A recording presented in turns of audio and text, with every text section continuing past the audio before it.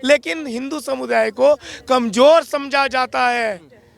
तो अब वो समय बदल चुका है, फिर से हिंदू चला जाए और जिसको भारत स्वीकार नहीं वो पाकिस्तान चला जाए। भाई यदि हमारा समाज जागृत नहीं होता, यदि प्रशासन जागृत नहीं होता, तो बहुत जल्दी ये कश्मीर बनेगा, ये आसाम बनेगा, ये केरला बनेगा।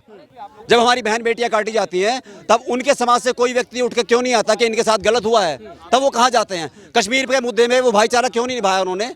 केरल में भाईचारा क्यों नहीं निभा रहे वो लोग? आसाम में वहाँ पे हिंदू मारे जा रहे हैं, पलायन कर रहे हैं, केरला से वो हिंदू पलायन कर रहे हैं, तब भाईचारा कहाँ जाता है उन लोगों का? तब भाईचारा उन्हें याद नहीं आता। यहाँ के लोकल लोग पलायन कर रहे हैं संसाधनों के अभाव में, बच्चों की भविष्य की चिंता को लेकर, लेकिन वो लोग यहाँ कर बस रहे हैं। भाई क्यों बस रहे हैं? क्या हित है? सुरक्षा के दृष्टिगत भी तो सीमावर्ती इलाके पड़ते हैं। भाई समुदाय विशेष के लोगों ने एक लड़की को भगा के ले गए थे।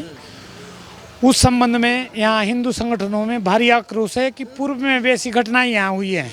अगली बार 1 साल पहले नौगांव में 9 साल की बच्ची के साथ ऐसी घटना समुदाय विशेष के लोगों के द्वारा की गई थी। फिर 26 मई को पुरुला में हुई, उतने के बाद आराकोट में हुई, उतने के बाद चक्राता में होगी। नमस्कार, मैं हूं विमल त्यागी और आप देख रहे हैं यूथ मीडिया टीवी। देवभूमि उत्तराखंड की लगातार लोग बात कर रहे हैं, उस उत्तरकाशी की बात लोग कर रहे हैं जहां पुराला में जो घटना हुई, लव जिहाद और लैंड जिहाद का मुद्दा इस समय सबसे ज़्यादा उत्तराखंड में बना हुआ है।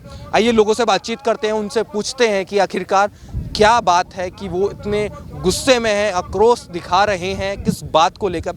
चलिए जनता के पास बातचीत करने के लिए धारा 144 लगाई गई प्रशासन की तरफ से, तो ऐसा क्या कुछ डर था कि आप कुछ ऐसा करने? साहब कुछ नहीं था।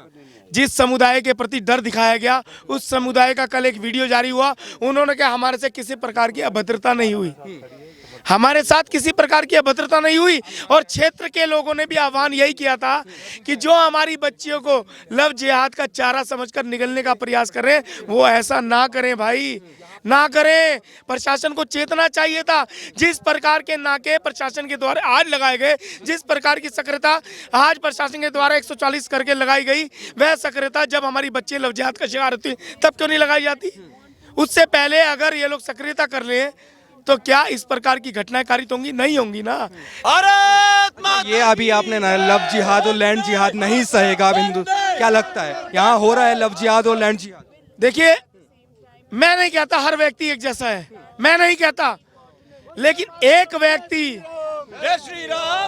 व्यक्ति जो शांति के साथ इस क्षेत्र में आया और उसके द्वारा लगातार अशांति प्रिय या अशांति फैलाने वाले लोगों को यहाँ पर धीरे धीरे स्थापित किया जाता है, इस्टेब्लिश किया जाता है, उसका जिम्मेदार भी तो वही व्यक्ति होगा जो सन 78 से निवास कर रहा है। मुजफ्फरनगर, बिजनौर, खतौली, मीरापुर, जानसठ, झालू, नेटौर, किरतपुर, कहाँ से यहाँ लोग आ रहे हैं? भाई यहाँ के लोकल लोग पलायन कर रहे हैं संसाधनों के अभाव में, बच्चों की भविष्य की चिंता को लेकर, लेकिन वो लोग यहाँ कर बस रहे हैं। भाई क्यों बस रहे हैं?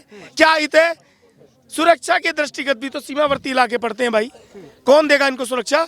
सरकार जब मौन बैठेगी, प्रशासन मौन बैठेगा। प्रशासन कब एक्टिव हुआ? महापंचायत का। अरे महापंचायत क्या महापंचायत भाई?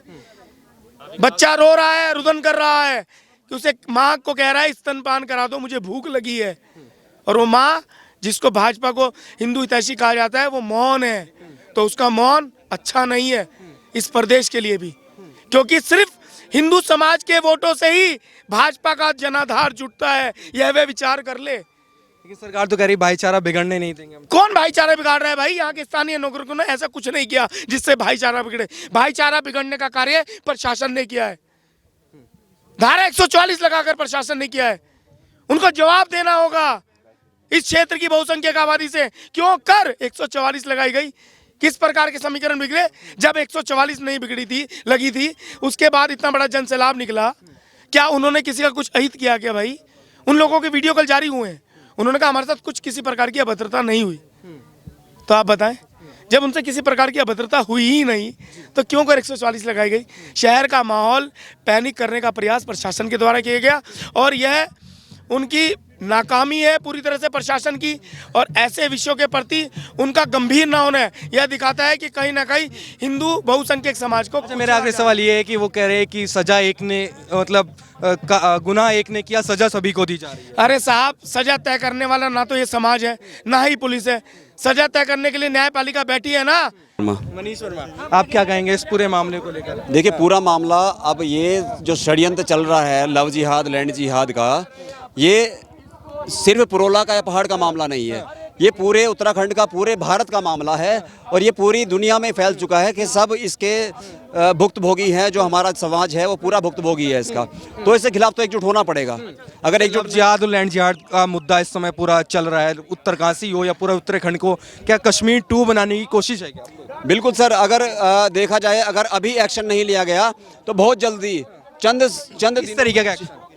यदि हमारा समाज जागृत नहीं होता, यदि प्रशासन जागृत नहीं होता तो बहुत जल्दी ये कश्मीर बनेगा, ये आसाम बनेगा, ये केरला बनेगा। ये देखते देखते आपके सामने आएगा। आसाम और केरल। आपको क्या लगता है, भाईचारे की बात हो रही है, कह रहे हैं कुछ लोग कि अब इतना लव जिहाद का मैटर हो गया, अब भी हम भाईचारा निभाएंगे? भाईचारे की बात कब होती है? भाईचारे की बात जब होती है जब दूसरे समाज पे बन आती है। वो उससे पहले भाईचारे की बात क्यों नहीं करते? जब हमारी बहन बेटियां काटी जाती हैं तब उनके समाज से कोई व्यक्ति उठ के क्यों नहीं आता कि इनके साथ गलत हुआ है? तब वो कहाँ जाते हैं? कश्मीर के मुद्दे में वो भाईचारा क्यों नहीं निभाया उन्होंने? केरल में भाईचारा क्यों नहीं निभा रहे वो लोग? आसाम में वहाँ पे हिंदू मारे जा रहे हैं, पलायन कर रहे हैं, केरला से वो हिंदू पलायन कर रहे हैं, तब भाईचारा कहाँ जाता है उन लोगों का?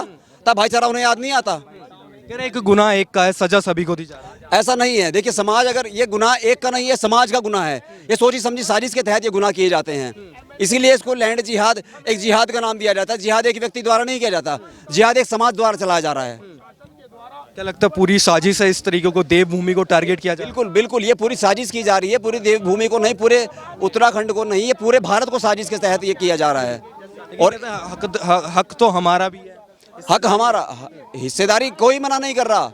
ये किसी ने मना नहीं किया कि आपका हक नहीं है, आपकी हिस्सेदारी नहीं है। आपकी भी हिस्सेदारी है, आप रहिए। जैसे हर समाज यहाँ पे रहता है, जैन समाज है, सिख समाज है, बौद्ध समाज है, सभी यहाँ पे शांतिपूर्वक रहते हैं। हिंदू समाज भी शांतिपूर्वक रहता है। तो आपको क्या प्रॉब्लम है शांतिपूर्वक रहने में? आपने पूरी दुनिया में आतंक फैलाया हुआ है, ये जग जाहिर है, इसमें सोचने वाली, कहने वाली कोई बात ही नहीं है। तो क्या लगता है हिंदू समाज इस समय क्या जागृत होगा? क्योंकि कुछ लोग कह रहे हैं कि दुकानों के किराया एडवांस देते हैं, ज़्यादा देते हैं, इसी तरीके से पूरा यहाँ कब्जा करने की तैयारी में। ये साजिश के तहत दिया जाता है। देखिए एक व्यक्ति कहाँ से, क्या अपनी जेब से, व्यापार में उसे घाटा हो रहा है, अपनी जेब से देगा? नहीं देगा, उसको फंडिंग की जा रही है। वो फंडिंग के तहत वो किराया ज़्यादा देता है, इसलिए वो लोग लालचवश उसको दुकान दे देते हैं, लालचवश उसको किराए में दे देते हैं, लेकिन ये उनको भारी पड़ जाता है। भारी पड़ जाता है जी। हमारे साथ वीरेंद्र जी मौजूद हैं, विश्व हिंदू परिषद के जिला अध्यक्ष हैं, कार्यकारी अध्यक्ष हैं। सर किस तरीके से देखते हैं, पूरा मामला क्या है, क्या बता सकते हैं? भाई साहब, जो 26 तारीख को यहाँ पे जो एक घटना घटित हुई थी, समुदाय विशेष के लोगों ने एक लड़की को भगा के ले गए थे, उस संबंध में यहाँ हिंदू संगठनों में भारी आक्रोश है कि पूर्व में वैसी घटनाएं यहाँ हुई हैं। अगली बार 1 साल पहले नौगांव में 9 साल की बच्ची के साथ ऐसी घटना समुदाय विशेष के लोगों के द्वारा की गई थी। फिर 26 मई को पुरुला में हुई, उतने के बाद आराकोट में हुई, उतने के बाद चक्राता में होगी। तो देवभूमि उत्तराखंड को बदनाम करने की जिहादियों की जो मानसिकता है, ये इस पे निरंतर काम कर रहे हैं। और पुरुला से समुदाय विशेष के किसी व्यक्ति को हिंदूवादी संगठन और हिंदू समाज के लोगों ने न उत्पीड़न किया, न दुकान खाली करने को कहा, न भगाया। यहाँ से भागे वही लोग हैं जिनके पास कोई आइडेंटिटी नहीं थी, और जब सत्यापन हुआ तो अवैध रूप से यहाँ पुरुला में जो रह रहे थे वो लोग भागे हैं। और प्रशासन द्वारा पुरुला में जो धारा 144 लागू की गई है आज से, ये हिंदू समाज की आवाज़ दबाने की और कुचलने का एक प्रयास है। और पुरुला में इस प्रकार के कोई हालात नहीं थे कि यहाँ धारा 144 लागू करने का कोई मंतव्य नहीं था। यहाँ शांति बहाली है और समुदाय विशेष के लोगों के साथ न किसी ने कोई लड़ाई किया, न झगड़ा किया, न किसी के साथ मार पिटाई हुई, ऐसा कोई प्रकरण नहीं है। ये केवल और केवल हिंदूवादी संगठन और सरकार को बदनाम करने की साजिश है। नेताओं के बयानबाजी शुरू हो चुकी है। उधर यूपी के सांसद हैं, एक उधर ओवैसी भी लगातार ट्वीट कर रहे हैं, बातचीत कर रहे हैं, कह रहे हैं कि दबाने की कोशिश की जा रही है और एक भाईचारे वाला जो माहौल था उसको खराब करने की कोशिश वहाँ के लोग। भाई साहब, मैं आपसे आपके माध्यम से आग्रह करना चाहूँगा कि असरुद्दीन ओवैसी है, वो हमारे देश के यशस्वी प्रधानमंत्री के बारे में किस प्रकार के कमेंट करता है वो जग जाहिर है। पूरे देश की जनता इस बात को जानती है। और ये ओबीसी किस टाइप का आदमी है, मुस्लिम समाज द्वारा हिंदुओं में पूरे देश के अंदर जब हिंदुओं के साथ किसी प्रकार की घटनाएं होती है तो इनका एक बयान नहीं आता है। ये जिहादी मानसिकता के लोग हैं, ये हमारी सनातन संस्कृति को बदनाम करने पे तुले हुए हैं और इनका निरंतर यही प्रयास हो रहा है। क्या लगता है कोई साजिश है देवभूमि पर जो अब घटनाएं सामने आ रही हैं? काफ़ी दिनों से देख रहे हैं हम लगातार लव जिहाद की घटनाओं, लैंड जिहाद अब एक शुरू हो चुका है। आपको क्या लगता है? मेरे को ये लगता है कि जो आंकड़ों के मुताबिक एक साल में पूरे उत्तराखंड के अंतर्गत लव जिहाद के जो 78 केसेस हुए हैं उनमें सारे समुदाय विशेष के लोगों का हाथ था और उनके द्वारा इन घटनाओं को अंजाम दिया गया है। तो मेरे को एक निश्चित तौर पे एक साजिश लगती है कि हिंदू संस्कृति को बदनाम करने की और देवभूमि उत्तराखंड को बदनाम करने का एक एजेंडा है इनका, जिसको ये लोग चला रहे हैं और इनको फंडिंग का भी पैसा मिलता है। मेरे को लगता है कि इतनी तादाद में ये पैसे माना 7 लाख 5 लाख पगड़ी का कहाँ से दे रहे हैं दुकानों का। तो इनका व्यापार के आड़ में यही मकसद है कि हिंदू समाज को बदनाम करो और हिंदू माँ बहनियों बहन बेटियों को टारगेट बनाओ, इनका यही लक्ष्य है। तो क्या लगता है जैसे जैसे संख्या इधर बढ़ती जा रही है, आप देख रहे होंगे काफ़ी घटनाएं भी सामने आ रही हैं, ये सब चीज़ें, और जो आप अभी बता रहे, कुछ लोगों से हम बातचीत कर रहे थे वो भी ये कह रहे थे कि दुकान का किराया 2 गुना 3 गुना दे रहे हैं। तो क्या लगता है, कुछ लोग कह रहे हैं कि कश्मीर 2 बनाने की कोशिश की जा रही है उत्तराखंड। पूरे देश में ये एजेंडा चल रहा है, आपके संज्ञान में भी है, तो हम इसका पुरजोर विरोध करेंगे और हिंदू धर्म की आन बान शान के साथ हम किसी प्रकार का समझौता कतई बर्दाश्त नहीं करेंगे। अब प्रशासन ने धारा 144 लागू किया नगर क्षेत्र में, वो अपना काम करे। परिषद 15 तारीख को जो महापंचायत का आह्वान किया तो महापंचायत होगी। अब प्रशासन उसको रोकने के लिए कोई दंडात्मक कार्रवाई करता है तो जवाबदेही प्रशासन की है। हमारा कोई शांतिपूर्ण ढंग से करने का हमारा इरादा था, जो हमने प्रशासन को लिखित रूप में अवगत करवाया। पुरुला में ऐसे हालात नहीं है, यहाँ धारा 144 लागू कर रहे हैं, क्या प्रयोजन है? कोई लड़ाई नहीं है, झगड़ा नहीं है, किसी 2 समुदायों के बीच में कोई मार नहीं, कोई पीट नहीं, कुछ नहीं है।